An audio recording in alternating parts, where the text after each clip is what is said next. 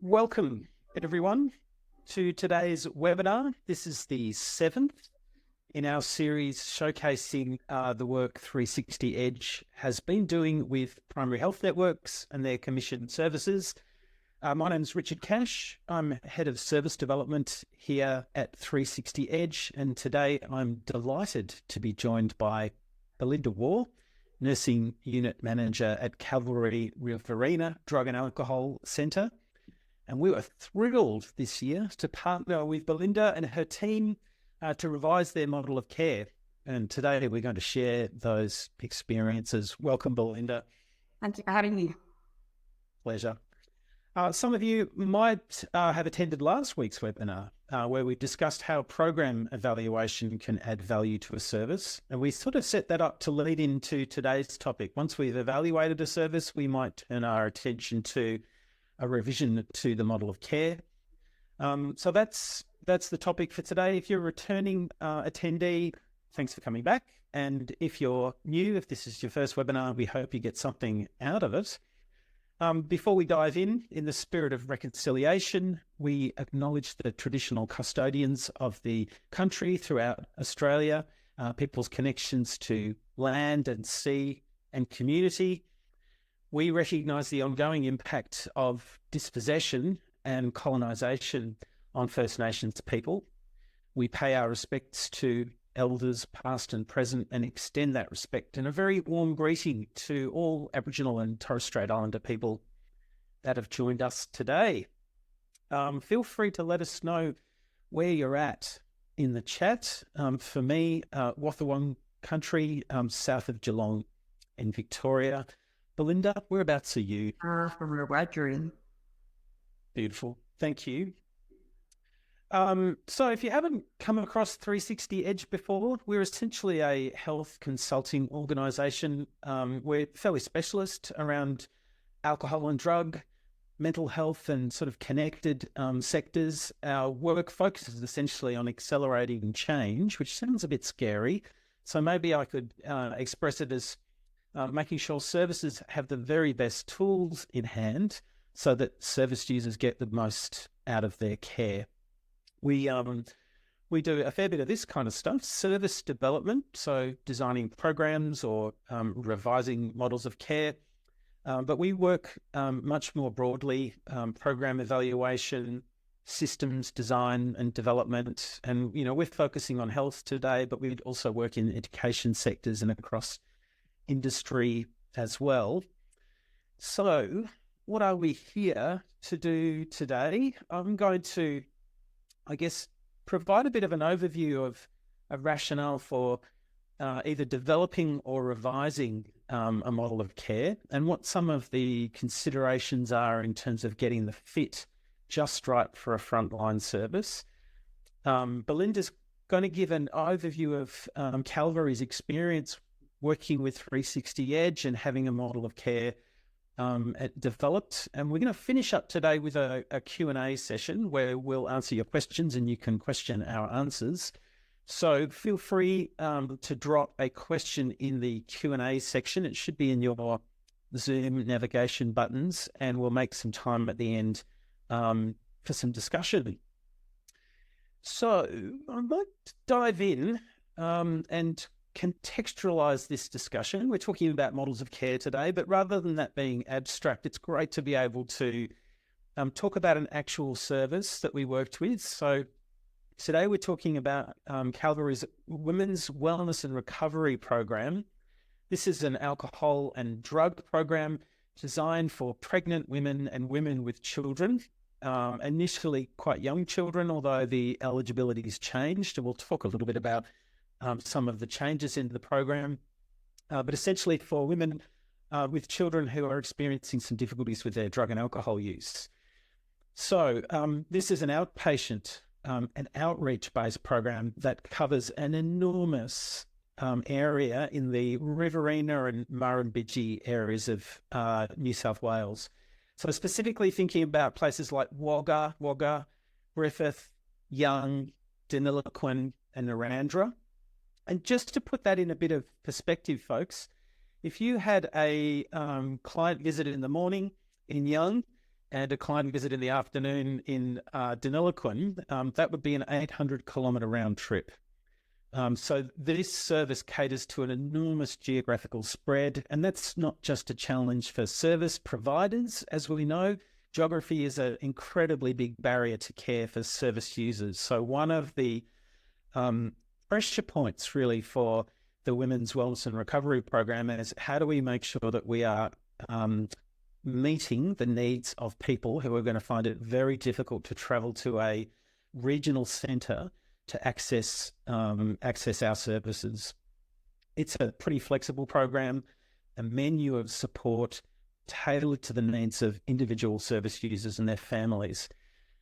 But it wasn't always this kind of service. This evolved from a much more clinical, appointment-driven, midwife-led program, and for various reasons that we'll talk about today, some of which include just the difficulty of recruiting midwives in regional New South Wales when there's competition with other drug and alcohol agencies, a real need for flexible access. How can we take that burden of travel or geography away from service users, which means a lot more outreach, a lot more telehealth kind of stuff. And also difficulties just in providing midwife-type interventions via outreach. And I think the other big reason is this sort of gamut of needs, the biopsychosocial needs of people accessing the Women's Wellness and Recovery Program was much broader than a clinical service could provide. So I'm talking on your behalf here, Belinda. I realise that's a bit uncomfortable. Anything to add there? Beautiful. Thank you very much. So we should probably define what a model of care is. I'm tempted to say it's the Bible /Quran/Torah/Vedas. For a service, it's the one document that fully describes a service and what it does, for who, and why. And I like to think about a new staff member joining a service. How do they quickly understand everything that goes on, the purpose of the program, the expected outcomes for service users, who the service users are, what activities fall in scope and out of scope? How do they understand all the practice elements? That's a lot. That's a lot of material about a service. And a good model of care should communicate these important aspects, not only to staff, but also to other stakeholders as well. I'm particularly thinking about funders having real clarity. What programs have we got in which regions? MOU partners, how do we share care together? We need to understand your part so that our part is complementary, not in competition, for example. So that's what a good model of care should do. And I think maybe some of you are having that slightly itchy feeling in the back of your neck that most of us get around tax time, or should I say the months after tax time, when you think, I wonder how up to date our model of care is. Perhaps that's one of the reasons you came along today. So benefits, what do you get out of a good model of care? Essentially, really transparent practice guidance. This is what we do. This is what you should do as a worker. This is what service users should expect to get from us. And that allows for some consistency so that all providers doing the same job in the team are operating the same way, that we can, for instance, manage turnover. What happens if someone really important, like a clinical lead or a manager, leaves? What sort of disruption might there be to processes, but also the kind of ethos, how we work? So we want to include that kind of stuff. And also the model of care should talk to accountability. How do we have some confidence that we're maintaining fidelity to our model so that we're doing what we said we'd do, and that we're assessing the effectiveness or the efficiency or the reach or the suitability of the program? We need to define that stuff so that periodically we can look at our data and check that it's all happening. So maybe to take a little bit of a deeper dive into what a model of care should have under the bonnet, if you like. These are some components we like to build into a model of care, starting really broadly, essentially. The sort of philosophy and frameworks. And these might sound a bit abstract, but it's pretty important to balance, for example, what it means to be a harm reduction service and a gender responsive service, two things that were really important to Belinda and the team at Calvary. This is sort of the way we do our work, and it helps us think about what we understand about service user need and matching needs with our offerings. That might allude to some frameworks as well. It leads into the kinds of activities that we do. So we want a plain language description of the program and how it works, how people come into the service, the sorts of interventions or supports or activities that we offer, and really importantly, what we expect to see as a result of doing that work. Often this is diagrammatically represented, and we're going to show you an example of the service user journey that was developed for Belinda's team. Often we are going to get fairly specific about the modalities and hopefully the evidence. So this is things like why we do case management, or why we've picked certain modalities within psychosocial supports. So things like motivational interviewing or cognitive behavioral based counseling, why we've included this, and what the rationale is in this case, because they're evidence-based interventions which have a good background of support, particularly working with the specific cohort of the service, in this case, women with young children, pregnant women. So this is really helpful for kind of treatment matching. Essentially, knowing what we can do in detail helps us understand whether or not we're going to be a great fit for someone with a specific need who walks through the door. We'll talk about the role of evidence a little bit more as we talk about development. We want to talk about, well, who do we need to do the work? What are the sort of workforce capabilities, skills, staffing profile, qualifications? How do we support that in an ongoing way? What are the sorts of workforce development or training or supervision that allows us to make sure that we've got the right people in place and that we're supporting them to maintain practice currency and high standards of work? We think it's important to talk about partnerships when we are developing a model of care. No service stands alone. For a lot of services, you exist and you operate in a network of partners, some of whom will refer to you, some of whom will be referral destinations for your service users. Often we're collaborating or liaising around shared care. So sometimes we want to formalize that, name those relationships, perhaps at a level of an MOU.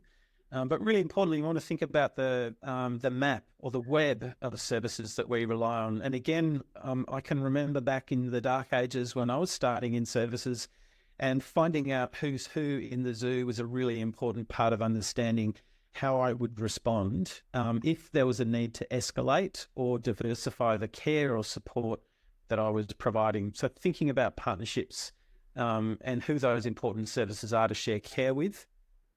We talk about how we know we're doing great work, quality assurance, which is aligned with things like clinical governance. What are the mechanisms for making sure people are supported to do good work?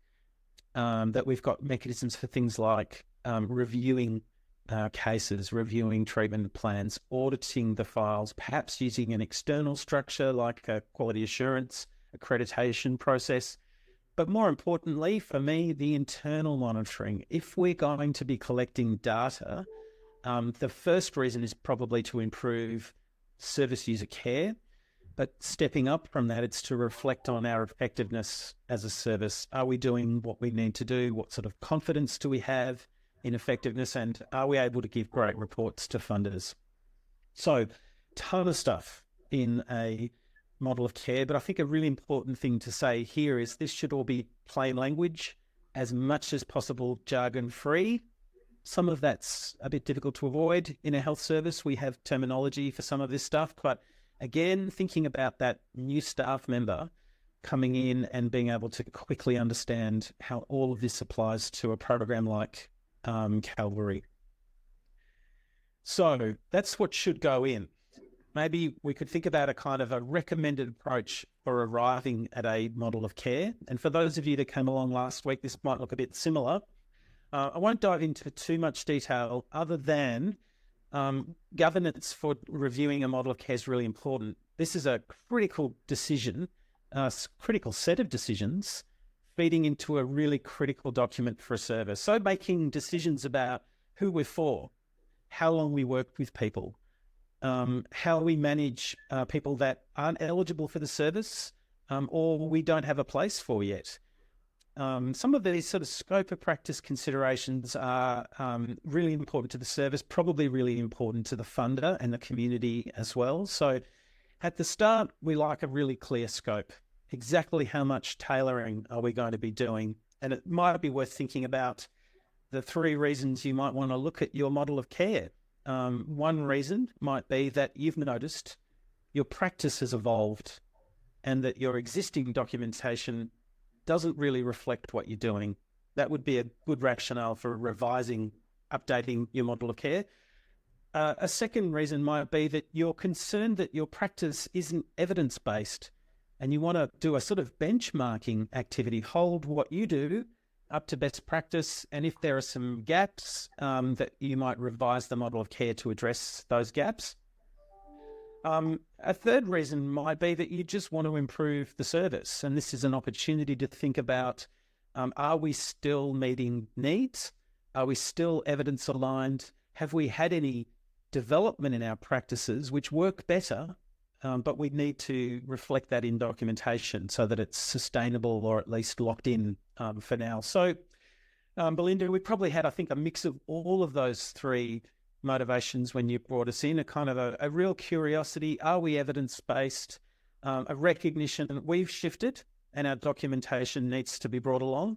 And I think a really curiosity, what else is out there? How could we be taking what we know about service user needs and doing the best possible work? Yeah, so we do that scoping and then we sort of start checking stuff, looking at existing documentation, figuring out, okay, what are your current practices and processes, and a reflection or a comparison with best practice literature, some of which is sort of published studies, some of which might be models of care from similar services, sort of a grey literature search. And we're going to talk really widely with service providers, service users, people on the ground, funders, to get a sense of need and that sort of triangulation of what's ideal and what's possible and what's being requested, and find a sweet spot in the middle of those 3. So for Belinda and a team, we did all of that sort of checking and we developed an issues paper thinking, so that was kind of the where we think you are and laying out some options for how the service could evolve. And then we did some collaborative design sessions with staff, and Belinda will tell us a little bit more about that experience. But essentially to make sure as many people are included in that developmental process, and that helps the kind of ivory tower folks like us not drift too far off into something unreasonable or unfeasible. We'd come back from that.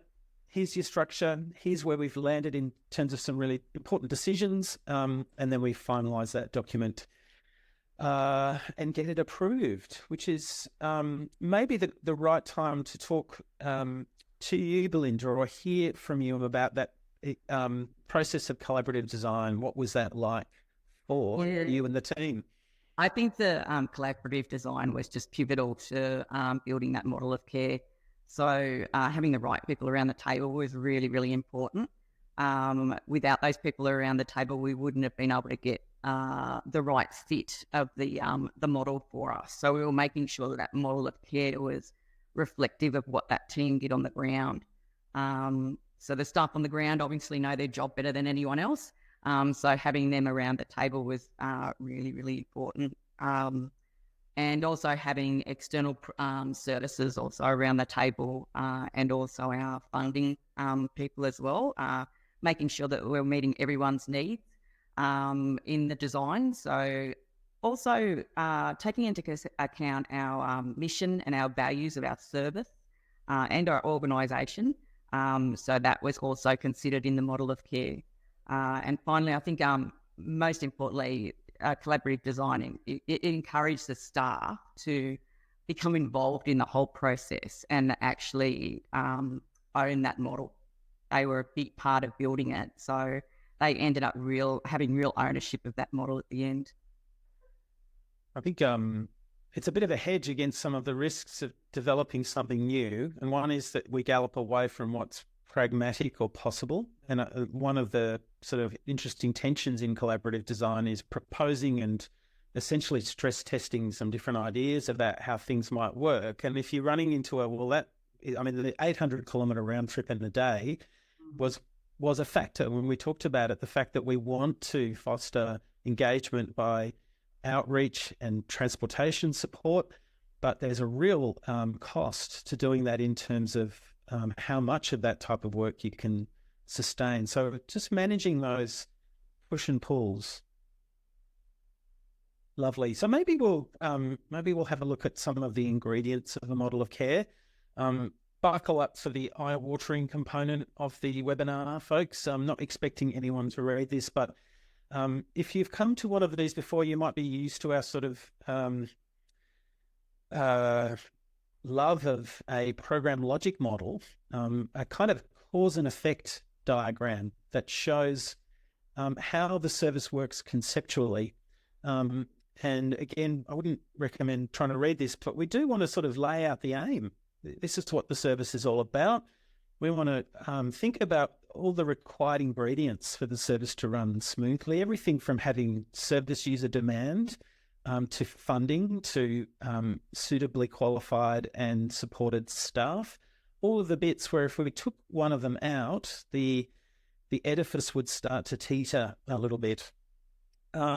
We get into some specifics about activities. So you'll see here, for example, we're differentiating screening, comprehensive assessment, the interventions, the flexible access approach, the focus on intensive care coordination and case management, knowing that there's a whole raft of complex biopsychosocial needs that this service wants to engage with, particularly to differentiate from standard drug and alcohol services and recognizing that there is something about this time and these needs for women around pregnancy or when they have young dependent children and they're experiencing challenges with drug and alcohol use.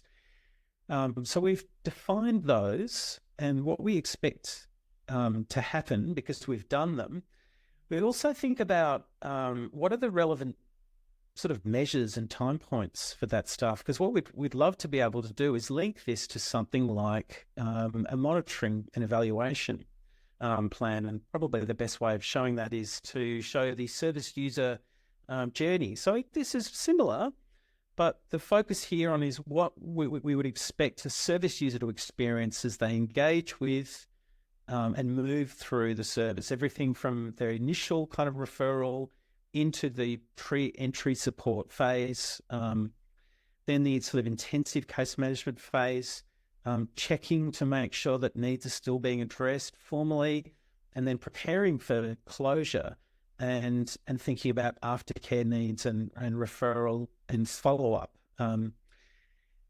Above the line is, I guess, the activities that we are going to provide. Below the line are all the opportunities to count and make sure that we are collecting the right data, setting ourselves up to understand service user demographics, presenting needs, the service mix, retention, efficacy, and again, do great reporting. Make sure that Belinda's work is really faithfully represented to the funder and to the funder's funder as well. Good information for the Commonwealth eventually.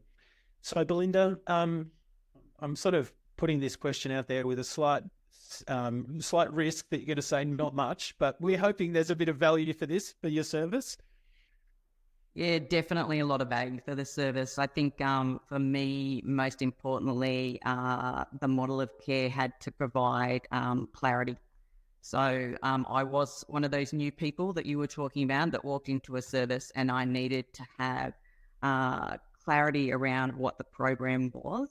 So having that one document that clearly defines what your service does is so important. It's like a program governance in a document. I think the second value that I think was really important was transparency. So being that new person, you could just hand over that model of care to the new person and show them exactly what the program does. External services, sharing it with external services so they understand what your service can achieve for them, for funders. So everyone, exactly understands what the service can and can't provide. So scope of practice and your processes and your data and how you measure things. So it's all just in that one document. Also, effectiveness. So confidence that, like, when we have, we've really thought about what goes into that program and what it needs to achieve. And we've checked that by what works evidence and made sure that we're well aligned with that what works evidence. So evidence-based was very, very important for me to go into that model of care. And moving forward, we've also got a new approach to monitoring, which will improve the quality of data. Yeah. I think that ideally you're generating your own evidence too. I think that part of having great data is it's not just what the literature suggests is effective. And an example of that, Belinda, would be we recommended, and I think your practice was evolving towards much more open eligibility around the age of dependent children. I think when you started, it was about 5, is that right? Yeah. It was quite young, and we were seeing a whole, group of women that weren't able to use our service because they didn't fit into that small pregnant women or women with children under the age of 5. Exactly right. And if we think about the guiding principles, and a few would be harm reduction and being family sensitive and trauma informed, that putting an eligibility around, too old, when the needs might be very, very similar, if not the same. And certainly we found evidence for really positive outcomes when we can retain people in care and provide the same sorts of care for people who have older children, essentially. So much more defensible. I think your good monitoring now means that you're generating your own good evidence about effectiveness, which is fantastic. And look, that's probably the main question theme coming through the Q&A, Belinda, is what's next? How are you going to make sure this model of care doesn't end up a dusty document on a shelf somewhere? A lot of effort's gone into this. And I think it is. It's a living document. It keeps moving. It keeps getting brought out. Every time a new staff member starts, it's brought out. Every time we meet a new service, it's brought out. So it's front and centre all the time. Rudy, I mean, I think the ability to communicate this, and I'm thinking of, you might not want to show a service user a 30 to 50 page document, but I'm thinking about how you represent your program on your website, for example, and that there's probably some language that would really nicely transfer across even for public facing kind of stuff. I'm hoping anyway, because the model of care should be plain language. Anyone should be able to read it and essentially understand it.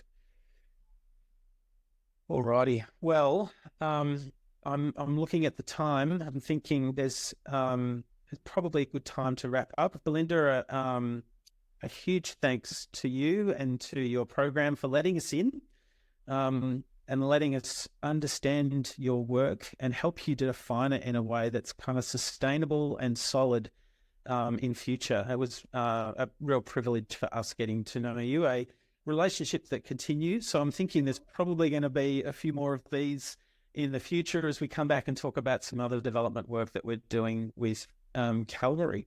Definitely. Thank you. Many thanks. And folks, thanks for coming along, and we'll see you in the next one. Cheers, folks.